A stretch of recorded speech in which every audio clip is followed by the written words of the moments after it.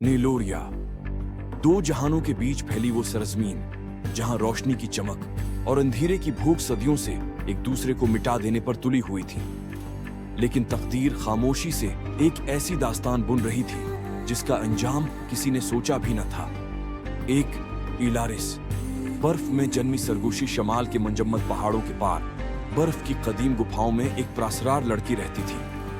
बर्फ जैसी सफेद लटें, हवा में उड़ते रेशमी रबन, बर्फ के लम्स जैसे हाथ और आग जैसे सरख रोशन आंखें। उसका नाम एलारिस था। वो बोलती नहीं थी, वो सरगोशियों को हकीकत बनाती थी। वो ख्वाब नहीं देखती थी, ख्वाब खुद उस तक पहुंचते थे। वो जिंदा थी, लेकिन अपनी यादों के बगैर। उसके वजूद में एक ऐसा राज छिपा था जो वक्त से भी भारी था।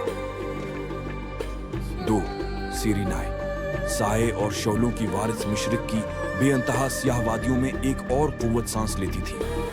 काली धाती से, जिस्म पर आग जैसे चलते हुए नकूश और आंखों में दहकते अंगारे। वो थी सिरिनाई, शैडो डोमिनियन की शहजादी। तबाही उसकी विरासत थी। दिल में एक बगावत छिपी थी, रोशनी, ख्वाहिश और आरज़ू। एक कदीम नबूत उसे डराती आई थी।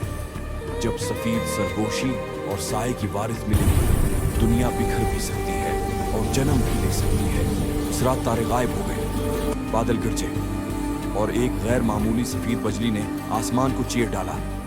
इसी लम्हे एलारिस भटकती हुई सिरिनाई की सरजमीन में दाखिल हो गई। दोनों रुक गई। खामोश सफेद सरगोशी बेमुकाबला जलता हुआ सियाह शैला।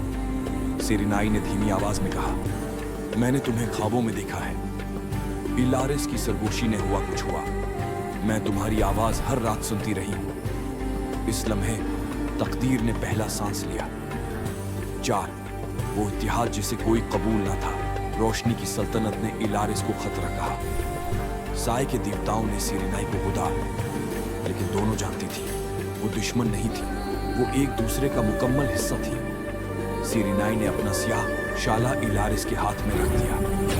एलारिस ने अपनी जिंदा सरगोशियां सिरिनाई की रूह के साथ बांध दी और यूं न रोशनी बनी न अंधेरा। एक नया आगाज वजूद में आया।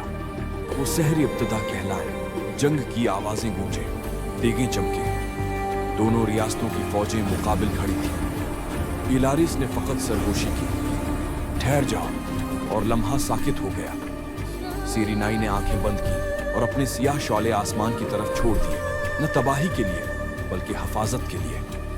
वक्त दोबारा चल पड़ा, लेकिन जंग की भूख मर चुकी थी। एक नया दौर शुरू हुआ, खौफ नहीं, एहतराम के साथ। 2 मुल्का, एक नया जहां आज नीलोरिया में 2 तख्त हैं। एक सफेद धंध में लपटा हुआ, दूसरा साए के नरम रेशों में छिपा हुआ।